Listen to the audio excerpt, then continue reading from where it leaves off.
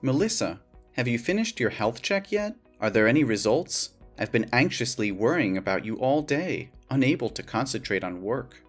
I've checked everything. I have the results, but I don't really want to discuss it right now. I need some time to compose myself. Why are you shutting me out? Are the results not good? Just tell me, and we'll face it together.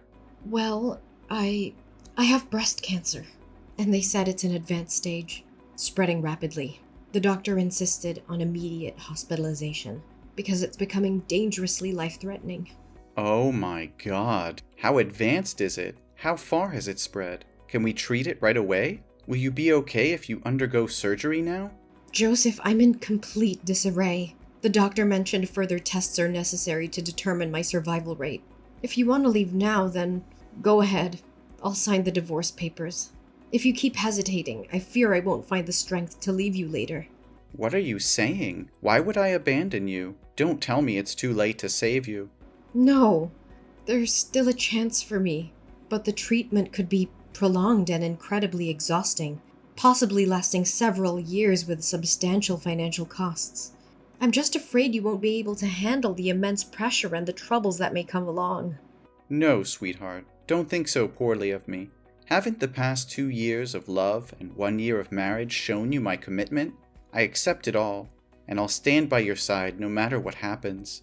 So let's face this together, openly. Joseph, thank you. Well, here it is. It appears the cancer is even more advanced than I thought. Preserving breast tissue might be challenging. The doctor mentioned a mastectomy, chemotherapy, and radiotherapy as necessary for my survival, which means I won't be the same as before. Honey, I'm not an expert, so I'll scour the internet for more information. Maybe the way I phrase it isn't accurate, but does that mean they'll remove your breast tissue? Yes, exactly as you said. Well, if I'm fortunate, they won't have to remove all of it, just a portion. I can't even begin to imagine it. What's going to happen? Will your breasts just change? It's hard to say for sure, but it's likely that their shape will be affected. They might become asymmetrical or even lose their natural appearance. I'm sorry if it turns out that way. No, I should be the one apologizing. It's my negligence that has led to this critical situation. I should have taken you to the doctor when you first mentioned breast discomfort 2 months ago, but I've been too consumed by work to be there for you. It's all my fault, Melissa. I'm deeply sorry for failing you. No, please don't blame yourself. This isn't your fault. Are you concerned about how this change will affect your attraction to me? I understand if you find it difficult to accept. Don't say that. I didn't marry you for your physical appearance, Melissa. I don't care how your breasts look. My love for you is far deeper than that. But there's something else, Joseph. The doctor advised against getting pregnant during the treatment because it could harm the baby due to the medications involved. This means our dreams of having a child might have to be postponed indefinitely. Can you handle that? If you feel it's too much to bear, I'm willing to leave so you can find a partner who can give you everything. If I wanted someone perfect, I wouldn't have chosen you. You're the most important person in my life, and I don't care if we can have biological children or not. All that matters to me is that we face this together as a team. If we can't have our own children, we can explore other options like adoption. Our love can still create a beautiful family.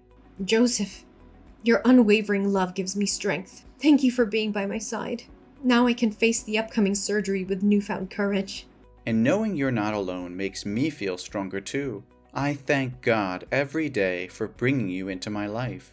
I'm grateful to have you as my husband, Joseph. I love you more than words can express, my dear. Now, take some rest and get ready for our date tonight. I'll take you to our favorite restaurant, where we can cherish each moment together. Yes, Joseph. I look forward to it.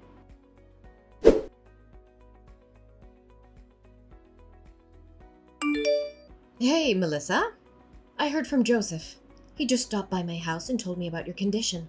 Since he has to go on a business trip for a few days, he asked me to take care of you. Do you really have breast cancer? Why didn't you tell me anything? Oh, hi, Mom. Lately, I've been feeling tired and busy with all the medical appointments and preparations for my surgery, so I haven't had a chance to inform anyone. Besides, it's not something I want to share as good news. You don't sound like yourself. I can sense your nervousness, sadness, and sensitivity. Does this mean your condition is severe? Well, if we want to be optimistic, I can say it's not too bad, but it's also not great. Surgery always carries risks, and the thought of scalpels in my breasts naturally makes me nervous. They're an important part of my identity as a woman. Really? Sometimes I forget that you're a woman too. You don't behave like a lady, or a good daughter-in-law, especially when you make my son do household chores that should be your responsibility.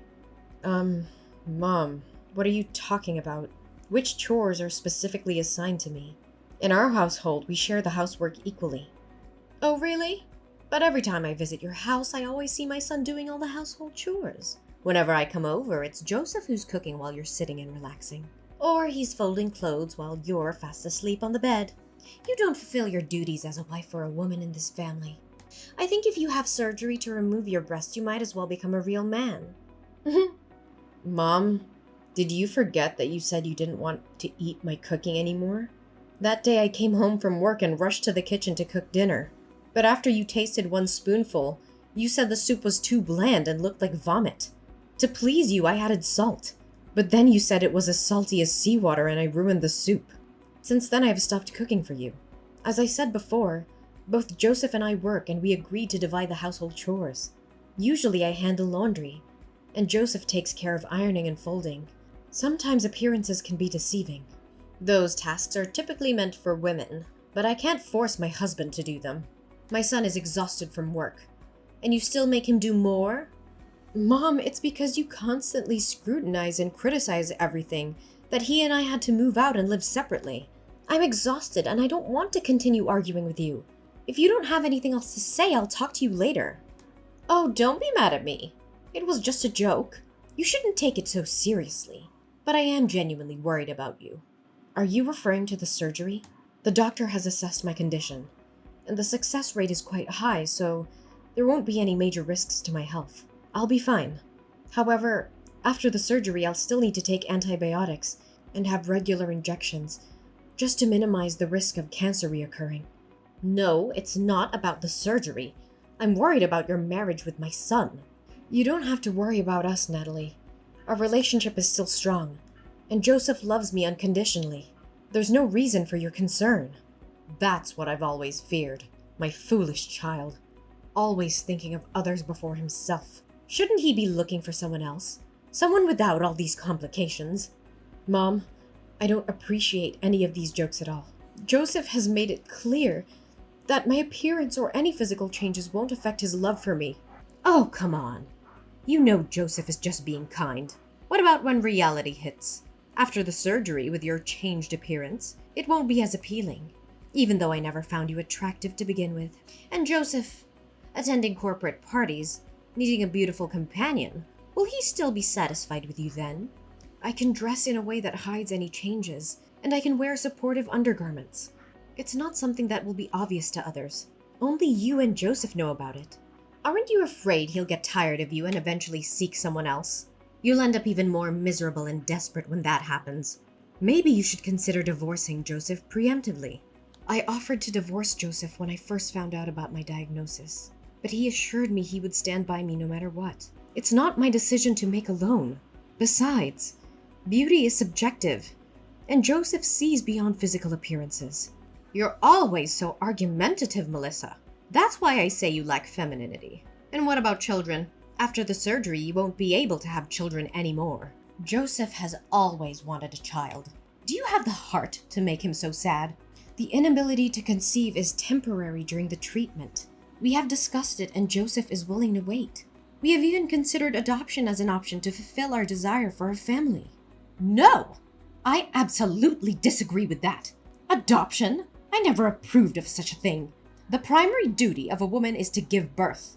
And if you can't fulfill that, you don't deserve to be my daughter-in-law. And how many more years will you make me wait for a grandchild? I'm over 60. I don't want to wait any longer. This is not something you can dictate, Natalie. Your reasons for happiness are ridiculous. What is it you really want to say? You are an insufferable daughter-in-law. Don't you understand that you should respect your mother-in-law? Fine. Let's be direct then. I want you to divorce Joseph. I can't accept having a messy, sick, and weird daughter-in-law like you. I believe you're incapable of giving birth to a child for Joseph. And even if you did, I question the child's health. What if they also face the same challenges? Or if they are teased for not having a normal mother? It's selfish of you to only think of yourself. You do realize that breast cancer isn't contagious, right? Besides, I don't want to divorce Joseph. I love him very much. And it seems like Joseph disagrees with your idea as well, doesn't he? If Joseph had agreed, you wouldn't have gone to such great lengths to convince me of anything. I have already introduced Joseph to a friend's daughter. I really like that girl and want her to be my daughter-in-law. But I don't understand what it is about you that Joseph loves so much. So if you want a divorce, go ahead. I won't give you a hard time. No, absolutely not. I think that settles it, doesn't it? Now, I have to go for my hospital visit, so I won't be able to argue with you any longer. Besides, maybe I don't need your care as Joseph asked. I believe I'll be better off without your help. Goodbye. You're so stubborn. We'll see about that. But mark my words, Melissa. One day, Joseph will come to his senses and realize that he deserves better than you.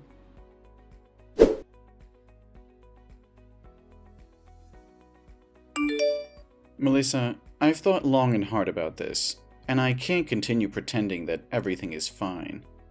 The very idea of you going through breast surgery disgusts me to the core. I've tried to sympathize with your situation, but I've found comfort in the arms of another woman. She possesses a beauty and allure that surpasses anything you could ever offer. She is fertile and capable of fulfilling my desire for children. I can no longer bear the weight of your burdens. Divorce is the only path for us now, and I insist that you disappear from my life, taking your illness with you.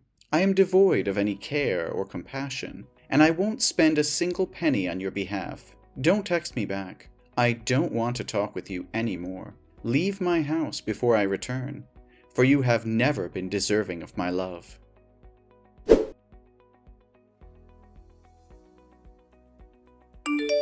Melissa, I've returned from my business trip, and I'm about to step into a taxi to head home.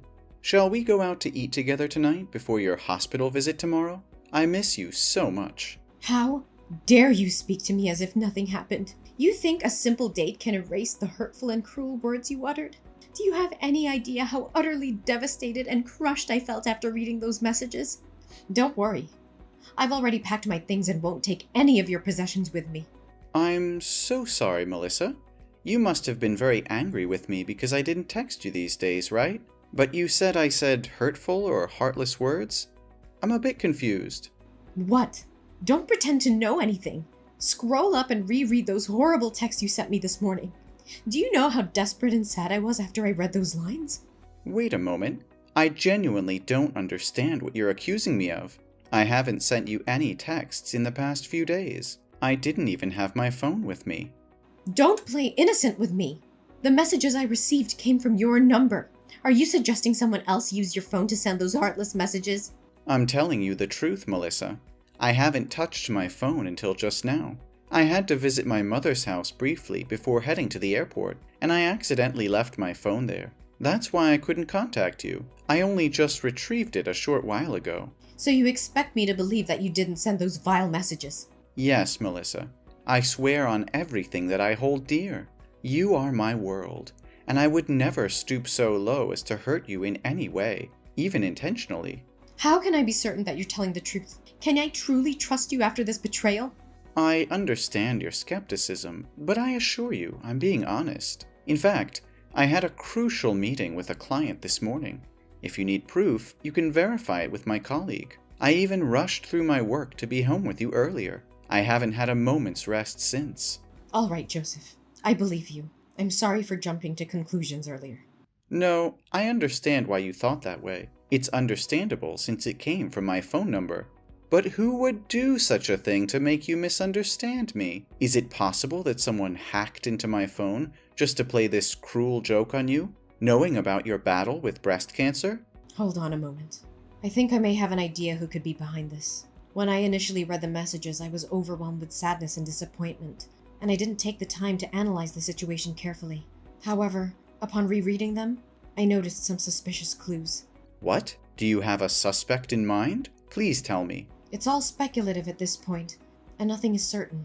But maybe the truth won't be easy for you. I don't get it. What do you mean? We'll discuss this in more detail once you're home.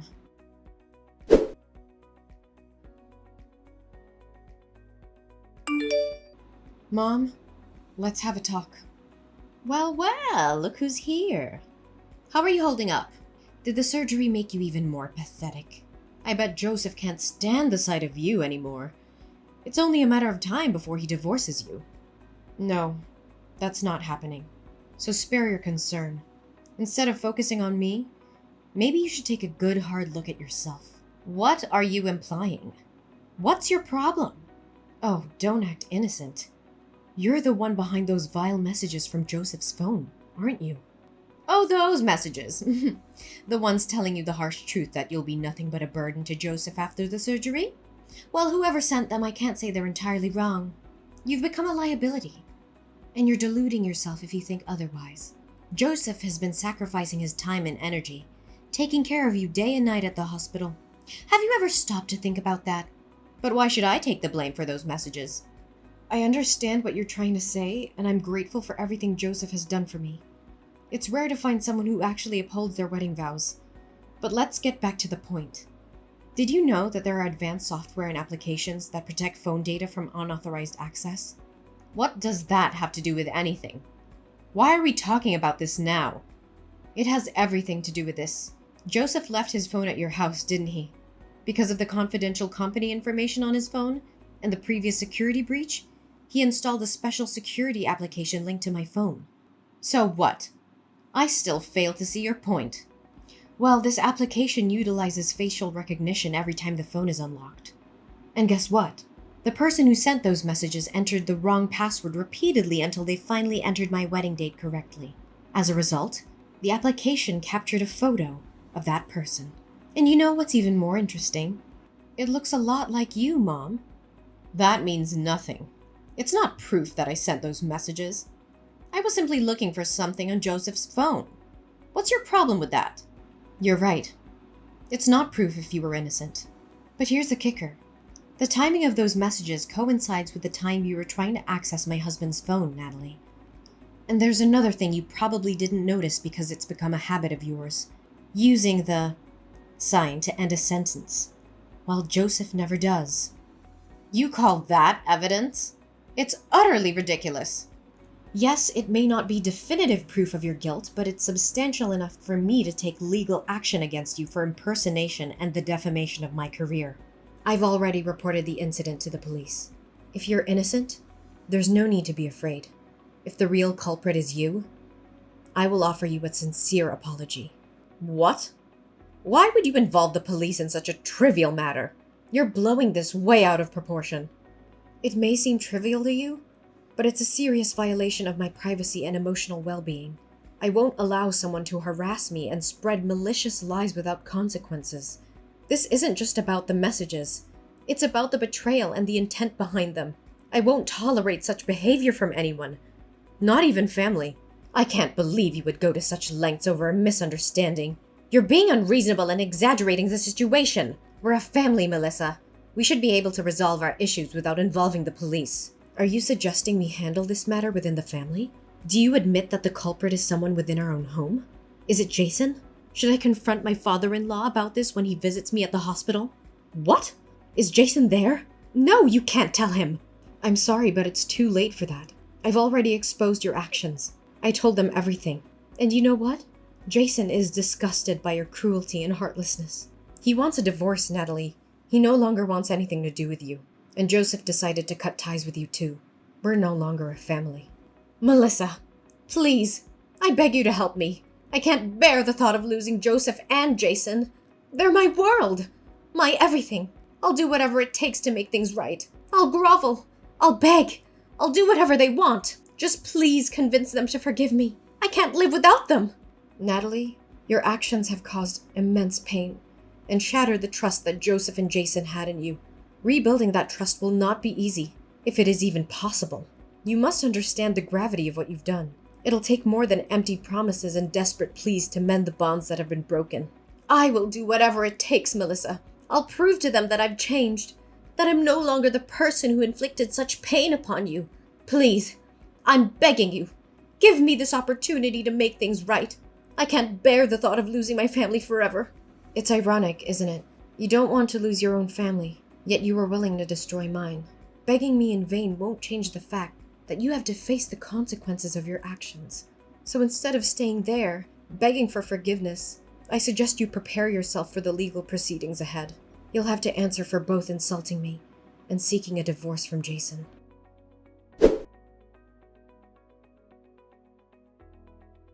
My determination to seek justice prevailed as the legal proceedings unfolded. The court recognized the gravity of Natalie's actions and the immense damage she had caused. Natalie was ordered to pay substantial compensation for her deceitful behavior, a financial burden that would weigh heavily on her for years to come. Furthermore, the truth about Natalie's manipulation and cruelty came to light, leading to a devastating consequence for her marriage. Jason, deeply hurt by her actions and unable to reconcile with the betrayal, made the difficult decision to end their relationship.